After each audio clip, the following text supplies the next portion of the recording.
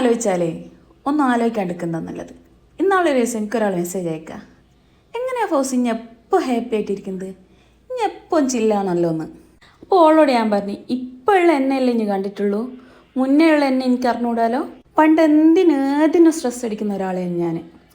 തുമ്മിയ തലവേദന എന്നൊക്കെ പറയില്ല, ആ ഒരു ടൈപ്പ്. എപ്പോഴും തലവേദനയായിരിക്കും, കാരണം ഭയങ്കര സ്ട്രെസ്സായിരിക്കും.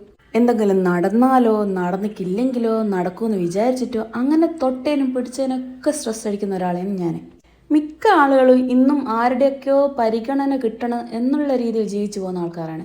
ആരുടെയോ പരിഗണന കിട്ടി നമ്മൾ ഹാപ്പിയാണെന്നുള്ളൊരു ചിന്താഗതിയാണ്. അതൊക്കെ വെറുതെയാണ്. നമ്മളെപ്പോൾ ഏത് മൊമെൻറ്റ് മുതൽ നമ്മൾ പരിഗണിച്ച് തുടങ്ങുന്നോ നമുക്ക് ഹാപ്പി ആയിരിക്കാൻ പറ്റും. പിന്നെ പ്രശ്നങ്ങളൊക്കെ ലൈഫിൽ എപ്പോൾ ഉണ്ടാവും. ഒരിറക്കം ഇറങ്ങിയാലേ കാറ്റത്തിന് നല്ല സുഖം ഉണ്ടാവും. ഒരേ ലെവലിൽ പോകുമ്പോൾ ലൈഫിൽ ഒന്നും അച്ചീവ് ചെയ്യാൻ പറ്റില്ല. നമുക്കൊരു വാശി വേണമെങ്കിൽ നമ്മൾ എവിടെയെങ്കിലും തോക്കണം.